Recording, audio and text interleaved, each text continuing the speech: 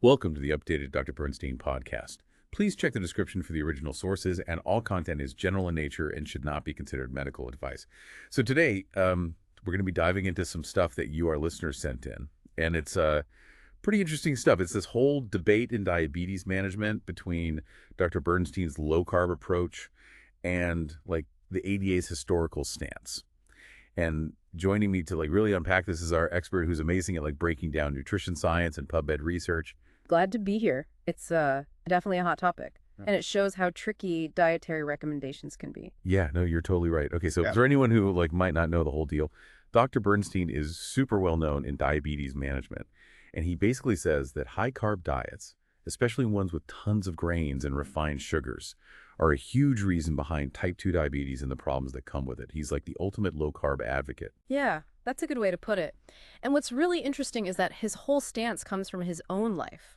He's talked a lot about how he reversed his own kidney disease, and he says it's all because he's kept his blood sugar levels almost normal for over 40 years. Wow. That's like next level dedication. Yeah. So for him, it's not just some theory, it's literally his life. And seeing those kinds of results firsthand, it makes you stop and listen. In fact, in the stuff you sent, he even said his kidney function is like someone way younger. The guy walks the walk. Totally. He embodies his own philosophy, and it kind of fuels his critique of the ADA.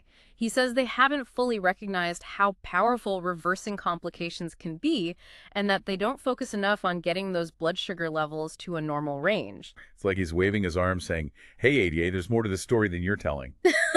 But to be fair, the ADA isn't out there saying, eat this one way and you're cured. Right. You're right, they're not. They actually have always been big on individualized nutrition plans, even way back in their stuff from the 90s and 2000s. Okay, so it's more nuanced than 80 bad, low carb good. Yeah. It seems like the big question is how much should you really be limiting carbs? Yeah. That's where things get kind of heated. Exactly. And when you look at the PubMed research, it gets even more interesting because it's not a clear-cut this side is right or this side is wrong situation. Okay, let's dig into that. What's the research actually saying? Well, a lot of studies about diets for type 2 diabetes use the ADA diet as their starting point for comparison.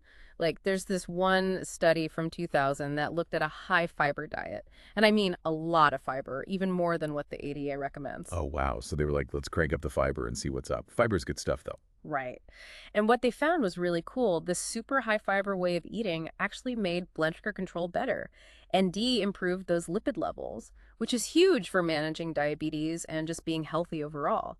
So it kind of seems like going above and beyond even the usual advice on fiber might give you an extra boost. Yeah, that's really interesting. Right. Okay, so there's another study from 2008, and this one looked at low glycemic index or low GI diets. And remember how much Dr. Bernstein talks about keeping those blood sugar levels steady? Oh, yeah, that's like his whole thing. Right. So the study basically showed that a low GI diet did just as good of a job as the ADA diet when it came to controlling what they call HbA1c. That's just a fancy way of saying your average blood sugar over time, like a big picture view instead of just a single blood sugar reading. Gotcha, like a long-term snapshot of what's going on. Okay, so even though the ADA diet wasn't trying to be super high GI, going lower on the index still made a difference. I'm starting to see a pattern here. Right, you're catching on. Okay, so get this. A 2010 study actually found that this low-carb Mediterranean diet did even better than the regular Mediterranean diet and the ADA diet. Well, hold on. They took the Mediterranean diet, which is already supposed to be good for you, made it low carb, and got even better results, especially for heart health and blood sugar. Yeah. It's pretty wild. Yeah, it definitely makes you think. And it does line up with what Dr. Bernstein says about too many carbs being a problem. But here's the thing about nutrition research. It's not always so simple. It's complicated, right? Okay. I knew there was a but coming. Yep. A lot of these studies, they don't have data for the really long term, or they don't have huge groups of people. Studying diets over many years is tough. Yeah, that makes sense. People's lives change, their routines change, even their willpower changes. It's got to be really hard to get people to stick with something for years and years. Exactly. So we see these hints and trends, but it's hard to be 100% sure based on just one study. Plus, we're talking about real people here making choices every day, not just numbers on a page. Right. It's easy to get caught up in the whole this is better than that argument, but it sounds like everybody reacts to diets differently. Totally. And that's where it gets really tricky. Because even if a study follows people for a while, everyone's body handles food differently.